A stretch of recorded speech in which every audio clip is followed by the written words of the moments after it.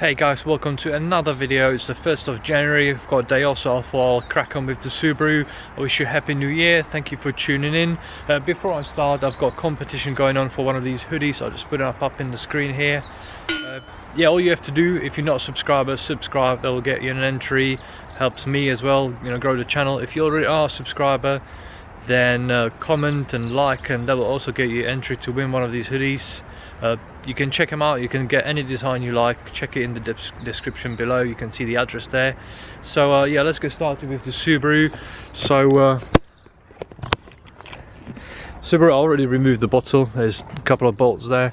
It's a little bit more complicated than your sort of ordinary car because of the plugs being in there. I'm more interested to compression test this side here, so I need to take the airbox out, simply because that's the side that's showing the misfire on the computer, 1 and 3. So I've got a compression tester here. Picked it up on Facebook about a year ago for £20.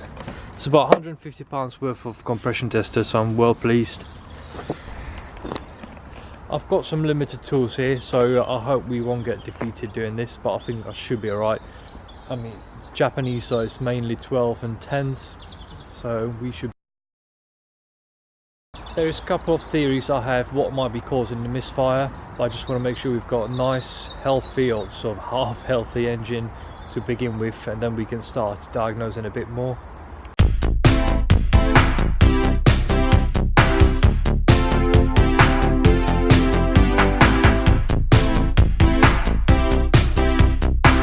So it was a bit easier than I thought. As you can tell, someone's been here before.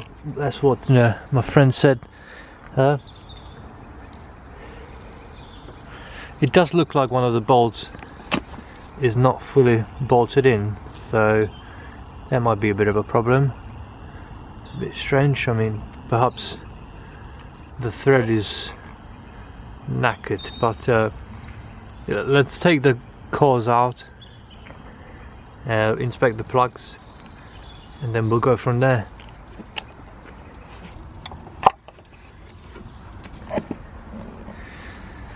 Alright, so that's one coil that's supposedly has been changed. I mean, it could be because it's a second-hand part. And then we've got another one right there, so let's get that out as well. So that's the other coil out of the way. This one is a little bit different.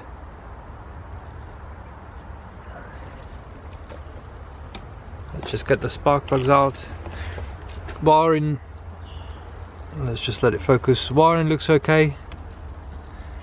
It is your typical 3-wire, positive, negative, and trigger. So that can be tested at a later date if needed. But let's get the spark plugs out. So yeah.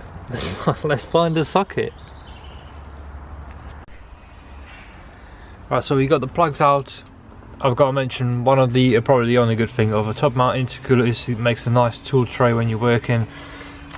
I've got the plugs out. They're obviously fairly recent, iridium NG case, and they are absolutely caked in fuel, so it's obviously misfiring at the side quite badly. I haven't seen the other side yet, but as I said, we'll check it soon. Alright, so with compression tester, generally you will have sort of adapters or different hoses, so you just compare the threads with the one on the car, and all you do, you just hand tight the hose in. Don't use any tools, you just do hand tight. It's got a nice little O-ring which will create a seal. So let's find the right one. It looks like I've got it. It's generally one type. You'll find the most common one. There is a little shorter one as well, but let's put it in and crank it over and see what we get. So I've got the hose in number 1. I'll put a spark plug back in number 3. All we need to do, unplug the cam angle sensor so we don't get a signal from the engine, so it doesn't try and start, and turn the engine over. Alright, so the gauge is all hooked up. We turn the engine over about 5 times and then see what we get. Right, so what I do see is about 120 on that gauge. Let's try number 3.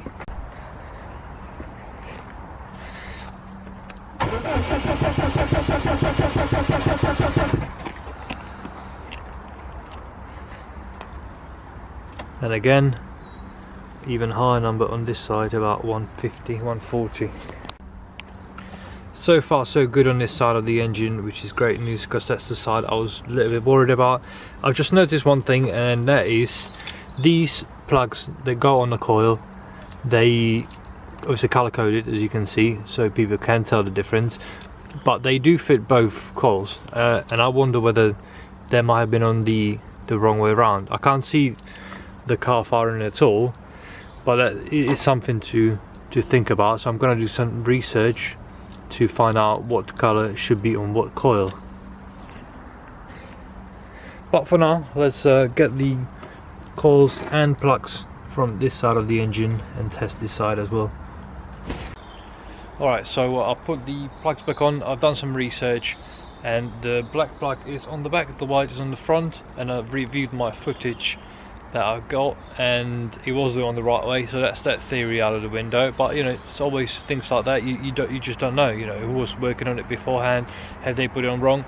I didn't think it would run as well as it did if it was the wrong way around, but as I said, you just never know. So let's crack on with the other side now. Alright, so number 2 and 4 look the same as the other side.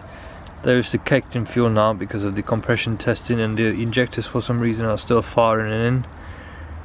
But let's compression test the number 4, and then back to the drawing board. We have got what seems to be a good result on number 4. And for the last time, number 4. Is it number 4? Number 2.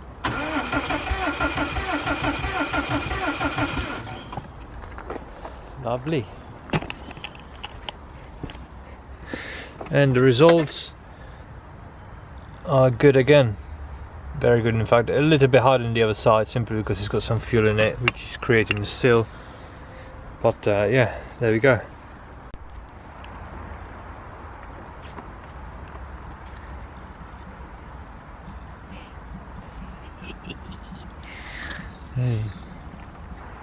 So I'm done for today. One Subaru back together. Compression test results were good, so I'm quite glad we're working with a good engine, which I can see from the paint on the block. It doesn't quite show up on the camera. It's different sort of colour to the rest of the aluminium, which tells me, nice little bracket here, which tells me the engine's been replaced recently. And then Simon confirmed it, same with the previous owner, it was done 2 years ago. Doesn't mean the engine's good, but generally gives you an idea that the engine's 2 years old and not 15 years old. So next up, I'm gonna check some of the wiring, and I also got a little theory about the knock sensor. I've noticed rattle if you watch some of the previous videos, and I wonder whether the knock sensor mistakens the rattle from what seems to be the clutch, perhaps for pre-detonation, and it pulls the timing. So I'm going to plug it in, get some live data from the ignition timing, take it for a drive and see if the ignition timing is going to change massively. Thank you very much for watching another video. I'm done with the Subaru. It was a lot easier than I thought it was going to be, a lot easier than everyone makes it out to be. So if you have a Subaru, need to change plugs or do a compression test, don't be scared, it doesn't take that long. Thank you for watching again. I hope you enjoyed the video. If you are new, please subscribe. If you already subscribed, like the video, and I'll see you next time.